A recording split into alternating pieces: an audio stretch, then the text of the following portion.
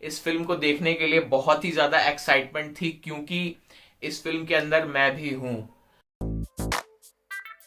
That's right. Pump it up.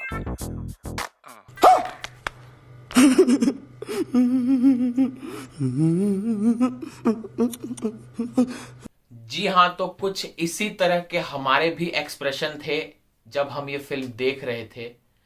तो नमस्कार दोस्तों, स्वागत है आपका आम आदमी के फिल्म रिव्यू में। हम इसे कहते हैं आम आदमी का फिल्म रिव्यू, क्योंकि मैं आप लोगों के बीच का ही एक आम आदमी हूं जो ओटीटी या सिनेमा घर में फिल्म देखता है, तो उस फिल्म को देखने के बाद क्या सोचता है, क्या विचार आते हैं उसके अंदर, उसे फिल्म कैसी लगती है, यही सब बताने के लिए मैं आपके बीच में ये आम आदमी का फिल्म रिव्यू लेके आता हूं। तो आज के फिल्म रिव्यू में आपका स्वागत है। आज हम बात करेंगे एक ऐसी फिल्म की जो बहुत समय से अटकी हुई थी, और उसका नाम है भुज द प्राइड ऑफ इंडिया, जो फाइनली आज डिज्नी प्लस हॉटस्टार पे रिलीज हो गई है। और मेरे अंदर स्पेशली इस फिल्म को देखने के लिए बहुत ही ज्यादा एक्साइटमेंट थी, क्योंकि इस फिल्म के अंदर मैं भी हूं। जी बिल्कुल, मतलब जब यहाँ हमारे शहर भोपाल में शूटिंग चल रही थी इस फिल्म की, तो एज अ जूनियर आर्टिस्ट हम लोगों को सबको बुलाया गया था। तो उस समय तो हमें बड़ा मजा आया था कि हमारा हीरोइन के साथ में सीन है। मतलब हमें जैसे कि इस फिल्म में जो है, जो नोरा फतेही है, तो नोरा फतेही के साथ में हम लोग के सीन फिल्माए गए थे, मैं और एक और लड़का। लेकिन फिल्म में थोड़ी किस्मत खराब थी, तो मैं दिख रहा हूँ लेकिन सिर्फ 5-10 सेकंड के लिए, और वो भी ब्लर कर दिया गया है, मेरे को पता नहीं क्या। खैर कोई बात नहीं। Bhuj the pride of India film है, जैसा मैंने शुरुआत में बताया कि जो एक्सप्रेशन थे कुछ उसी तरह के थे हमारे इस फिल्म को देखते वक्त। क्योंकि मुझे ये बात नहीं समझ में आई कि इस फिल्म के डायरेक्टर हैं अभिषेक दुधैया जी, उन्हें किस बात की जल्दी थी। कि फिल्म रिलीज करवाने की जल्दी थी, या फिल्म रिलीज होने के बाद कैसे भी करके जबरदस्ती खत्म कर दें, इसकी जल्दी थी, या वो कोई दूसरी फिल्म बना रहे हैं तो जब तक ये रिलीज ना हो जाए वो दूसरी नहीं बना सकते, क्योंकि उन्हें पता है खराब बनी, ऐसा कुछ। उन्हें किस बात की जल्दी थी मुझे नहीं समझ आया इस फिल्म को देखने के बाद। क्योंकि जो इस फिल्म में, मतलब शुरुआत से ही आप कुछ समझ नहीं पाते क्या हो रहा है, कैसा हो रहा है। हर हर एक के बाद सीन ये होने लगता है। कभी आपको लगता है कि ये जेपी दत्ता की बॉर्डर चल रही है, कभी आपको लगता है आमिर खान की सरफरोश चल रही है, क्योंकि मिर्ची उर्ची वाले सीन आते हैं थोड़े से। फिर कभी लगता है कि ये एक अलग ही कुछ हाई पे चल रही है। कर लेते हैं इस फिल्म की स्टार कास्ट की। बहुत बड़ी स्टार कास्ट ली गई है इस फिल्म में। तो जैसा मैंने अपने पिछले फिल्म रिव्यू में बताया था कि सिर्फ बड़ी स्टार कास्ट लेने से या बड़े एक्टर्स लेने से ही फिल्म अच्छी नहीं बनती है। स्टोरी में भी दम होना चाहिए, स्क्रीन प्ले, हर चीज में दम होना चाहिए। तो स्टार कास्ट जो है इसमें है, सबसे मुख्य कलाकारों में आपको नजर आएंगे अजय देवगन, संजय दत्त हमारे संजू बाबा, शरद केलकर बाहुबली की जो आवाज हिंदी में जिन्होंने दी थी वो आपको नजर आएंगे। इसके अलावा हीरोइंस में आपको नोरा फतेही नजर आएंगी, आपको सोनाक्षी सिन्हा नजर आएंगी। इसके अलावा भी और बहुत से कलाकार, एमी विर्क आपको नजर आएंगे इसमें, पंजाब की बहुत फेमस सिंगर और एक्टर हैं। तो ये प्रमुख हैं। इनके अलावा बहुत से कलाकारों का इसमें योगदान रहा है इस फिल्म में। जो ये मुख्य कलाकार थे ये यही हैं अपने अपने इसमें। अजय देवगन विजय कार्णिक के किरदार में है, मेन किरदार में एयरफोर्स ऑफिसर। एमी विर्क एक एयरफोर्स पायलट के किरदार में है। संजय दत्त इसमें नजर आएंगे, जो बॉर्डर पे रॉ एजेंट का किरदार निभा रहे हैं और बॉर्डर पे भारतीय मिशन को सफल करवाने में मदद करते हैं। सोनाक्षी सिन्हा भी संजय दत्त की बिरादरी वाली एक लड़की का रोल कर रही है, जो सेम काम जो संजय दत्त कर रहे हैं वो भी वही करने में उनका सहयोग करती है। और एमी विर्क जो है वो एयरफोर्स पायलट का किरदार कर रहे हैं, जो दुश्मनों के हवाई जहाज को उड़ाते उड़ाते नजर आए हैं। ये है फिल्म के मुख्य किरदार। तो दोस्तों, अब अगर बात करें इस फिल्म की स्टोरी की, तो मुझे तो ऐसा लग रहा है कि ये जो स्टोरी है, और जो इसका स्टोरी और स्क्रीन प्ले दोनों की बात करें, तो स्टोरी और स्क्रीन प्ले में मुझे लगता है कि डायरेक्टर साहब ने इस बात को बहुत सीरियसली ले लिया यहाँ पे। अबे जल्दी बोल, कल सुबह पनवेल निकलना है। लगता है इसी बात को सीरियसली ले लिया, क्योंकि फिल्म के शुरू होते ही मतलब इतनी तेजी से सीन बदलते हैं, कभी ये हो रहा है कभी वो हो रहा है, कि आप एक सीन से दूसरे सीन के बीच में कनेक्ट ही नहीं कर पाते। कि आप एक तो आपको पता नहीं क्या होना है, और होता भी ऐसा कुछ है कि आप बिल्कुल कनेक्ट नहीं कर पाते। सबसे पहले सीन शुरू होता है कि हमला हो रहा है एयरफोर्स बेस पे, उसके बाद कहीं और कहानी चली जाती है, फिर कहीं और 5-6 प्लेन और आ रहे हैं। मतलब ये वीडियो गेम वाला एक तो बहुत ज्यादा, इतना ज्यादा हैवी वीएफएक्स डाल दिया गया है कि एक कुछ देर तक ही देखने के बाद आपको लगने लगता है कि यार इससे अच्छा तो हम वीडियो गेम खेल लेते, एरोप्लेन अटैक वाला। मतलब वीएफएक्स की वजह से ही इस फिल्म का बजट इतना ज्यादा बढ़ गया। वीएफएक्स के दम पे ही सोचा फिल्म चलेगी, लेकिन कहानी में दम नजर आया ही नहीं। उल्टा ये जो कहानी है, मतलब फिल्म में एक तो हमें लगा ही नहीं कि ये कोई कहानी चल रही है। एक के बाद एक अलग अलग सीन चलते जा रहे हैं, और कोई भी सीन हमें ऐसा लगा ही नहीं कि एक दूसरे से कनेक्टेड है। कभी भी गाना शुरू हो जाता था, कभी भी अजय देवगन आ जाते थे, कभी एकदम से संजय दत्त आ गए, फिर संजय दत्त का चल ही रहा होता कि एकदम से फिर से हवाई जहाज उड़ने लग गए। कुछ बहुत ही अजीब तरह का कंफ्यूजन हमें इसमें देखने को मिला। कभी फिर एकदम से नूरा फतेही पे सीन चला गया, फिर एकदम से वो सीन आ गया जिसमें मैं था, मतलब हमारे शहर भोपाल का सीन था। फिर नूरा फतेही के बाद फिर से पाकिस्तान का सीन आ गया, फिर वो हमारे इधर शहर में पाकिस्तान का सेट बन, कुछ भी चल रहा था। मतलब तो स्टोरी के मामले में पूरी तरह से मुझे लगता है डायरेक्टर अभिषेक दुदैया जी फेल साबित हुए हैं। पूरी तो वैसे मुझे नजर नहीं आया, लेकिन स्टोरी की अगर बात करें तो मैं बस यही कहना चाहूंगा। अब मैं बोलना नहीं चाह रहा, तो मोदी जी आप बोल देंगे क्या? मजा नहीं आ रहा है। अगर हम बात करें इस फिल्म के म्यूजिक की, तो म्यूजिक भी स्टोरी की तरह बिल्कुल कोई फिल्म से कोई कनेक्ट होता हुआ दिखता नहीं है। म्यूजिक कोई खास नहीं है, आपको इसके गाने याद रखने की कोई जरूरत नहीं है। एक जो बैकग्राउंड में सुनाई देता है वो देशभक्ति वाला गाना, थोड़ा ह्यूज बेस के साथ, ह्यूज साउंड के साथ, उसको एक बार को याद, एक दो बार सुना जा सकता है। बाकी कोई गाना ऐसा नहीं है इस फिल्म में जिसे याद रखा जाना चाहिए। और गाने भी बिल्कुल सोच समझ के उल्टे पुल्टे कहीं भी घुसा दिए गए, मुझे ऐसा लगता है इस फिल्म देखने के बाद।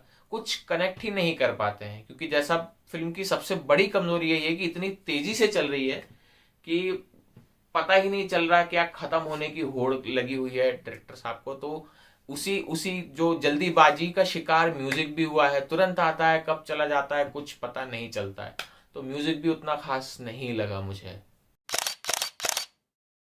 अगर हम बात करें कि सभी एक्टर्स के कैसा परफॉर्मेंस किया, कैसी परफॉर्मेंस हमें लगी, तो मेरे हिसाब से तो यहाँ पे जैसा हम किन्हीं फिल्मों में बोलते हैं ना कि फलाना एक्टर को उतना स्क्रीन स्पेस नहीं मिला, या फलाना एक्टर को उनका जो भी टैलेंट है उसे एक्सप्लोर करने का समय नहीं मिला, मैं इस फिल्म के बारे में कहना चाहूंगा कि इसमें जितने बड़े बड़े एक्टर हैं किसी को भी उतना स्क्रीन स्पेस नहीं मिला, और जितना उनमें टैलेंट है उसे एक्सप्लोर करने का मौका, एक भी एक्टर ऐसा नहीं है जिसे अपना टैलेंट एक्सप्लोर करने का मौका मिला हो इसमें।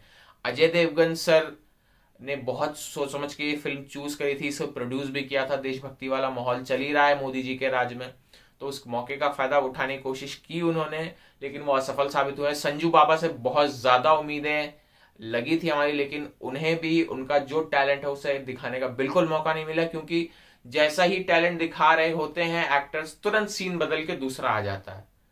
तो ये बहुत ज्यादा नाइंसाफी हुई सबके साथ। और नोरा फतेही ने तो इतना निराश किया है, खासतौर पे जब मेरे उनके साथ सीन थे तो हम पर्सनली तो काफी खुश थे, लेकिन फिल्म में जो उनकी परफॉर्मेंस है बहुत ज्यादा गंदी है, बिल्कुल हमें पसंद नहीं आई।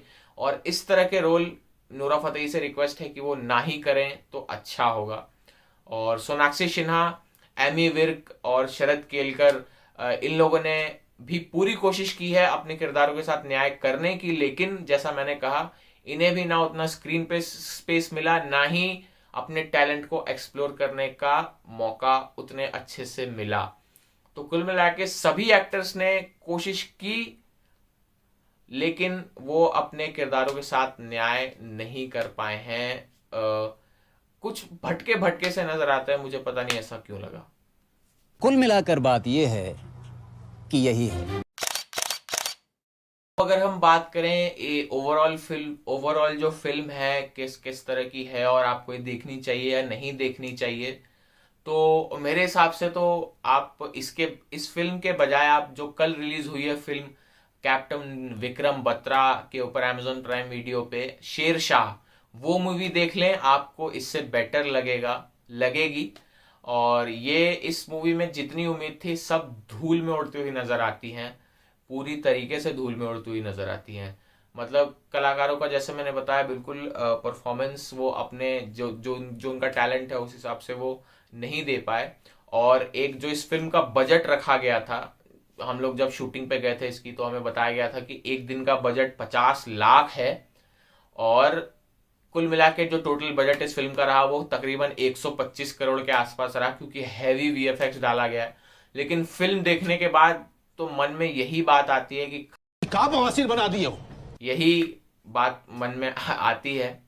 और इसीलिए तो इस फिल्म को अगर अब स्टार रेटिंग की बात करें तो इस फिल्म को मैं देना चाहूंगा 5 में से केवल 2 स्टार। वो 2 स्टार भी इसलिए क्योंकि काफी बड़े बड़े एक्टर्स हैं, बहुत अच्छे अच्छे एक्टर हैं, उन्हें अगर उनके अनुरूप अपना टैलेंट दिखाने का मौका मिलता तो ये एक ब्लॉकबस्टर फिल्म साबित हो सकती थी, जो कि मुझे नहीं लगता कि हो पाएगी ब्लॉकबस्टर फिल्म साबित। देशभक्ति का माहौल जगाने की कोशिश की गई है, और लेकिन आप कितना भी कोशिश कर लें डायरेक्टर साहब, हर कोई ना जेपी दत्ता बन सकता है, ना ही बॉर्डर जैसी फिल्म दोबारा बन सकती है। मतलब वाहिद ऐसी फिल्म है बॉर्डर जिसमें एक हर पूरी फिल्म में एक ठहराव है, एक एक सीन इस कदर बनाया था जेपी दत्ता साहब ने कि हर सीन आपको समझ आता है, हर सीन एक दूसरे से कनेक्ट है, आप अपने आप को कनेक्ट कर लेते हो उस फिल्म से। लेकिन इस फिल्म में जैसा मैंने पहले बताया कि बहुत सी फिल्मों का मिक्सचर डाल डाल के ऐसी खिचड़ी बना दी गई है जो बिल्कुल बेस्वाद हो गई है। एक सीन में जैसा दिखता है कि मिर्ची के बोरों में राइफलें भर के सप्लाई हो रही है, तो हमें आमिर खान की मूवी की याद आ जाती है, वो मिर्ची सेठ वाली सरफरोश मूवी की थी, इसमें नसरुद्दीन साहब ही थे जिनका बहुत डायलॉग उनकी मिमिक्री होती है, राठौर साहब ये एक्सेप्टेबल नहीं है। ये डायलॉग काफी फेमस हुआ था। और इसके अलावा बॉर्डर फिल्म के भी जैसे बॉर्डर फिल्म की कहानी भी कुछ कुछ सीन्स में हमें दिखती है कि ये बॉर्डर फिल्म चल रही है, और कुछ सीन्स में हमें लगता है कि उड़ीदर सर्जिकल स्ट्राइक फिल्म चल रही है। लेकिन आप कितनी भी कोशिश कर लो बॉर्डर या उड़ी सर्जिकल स्ट्राइक, बिल्कुल मेरा नाम आ गया मुंह पे, वैसे फिल्म नहीं बना सकते हो आप।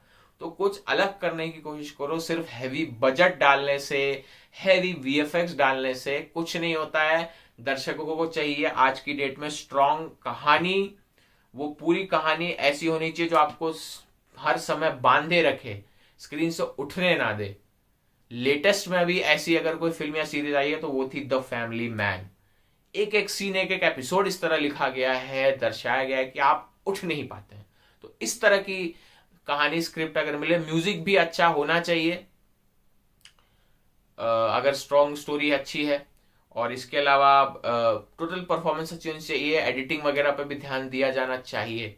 इस फिल्म में उतना नहीं दिया गया, और ये फिल्म देखने के बाद इन सब जो चीजें जो धूमिल की गई मुझे याद आती है प्रियदर्शन सर की पुरानी फिल्में, जिनमें वीएफएक्स के नाम पे कुछ नहीं होता था, लेकिन जो कलाकारों की परफॉर्मेंस, फिल्म की स्टोरी, फिल्म का म्यूजिक इतना जबरदस्त होता था कि आप हिल नहीं पाते थे वहां से, हंसते हंसते लोटपोट हो जाते थे। तो खैर ये अलग जॉनर की फिल्म है, मैं जस्ट एग्जांपल दे रहा था। तो मेरा यही अनुरोध है डायरेक्टर साहब से कि अगर आगे आप कोई फिल्म बनाएं तो स्टोरी पे ध्यान दें, स्टार कास्ट आप बड़ी छोटी जो भी ले लें, लेकिन उनको स्क्रीन स्पेस दें, उन्हें उनके टैलेंट को एक्सप्लोर करने का मौका दें।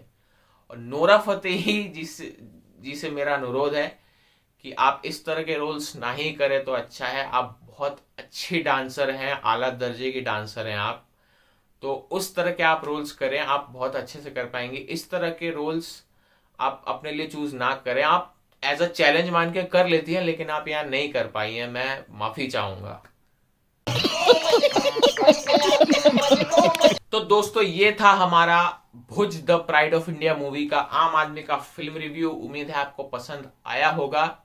तो अगर ये वीडियो आपको पसंद आया तो इसे लाइक करें, शेयर करें, और जो वो नीचे सब्सक्राइब बटन है वो तुरंत दब जाना चाहिए, जिससे मुझे भी प्रोत्साहन मिलेगा। आगे मैं आपके लिए ऐसे ही फिल्म रिव्यूज और ऐसे ही वीडियोस लाता रहूंगा। तो तब तक के लिए शुक्रिया, अलविदा, थैंक यू। खत्म।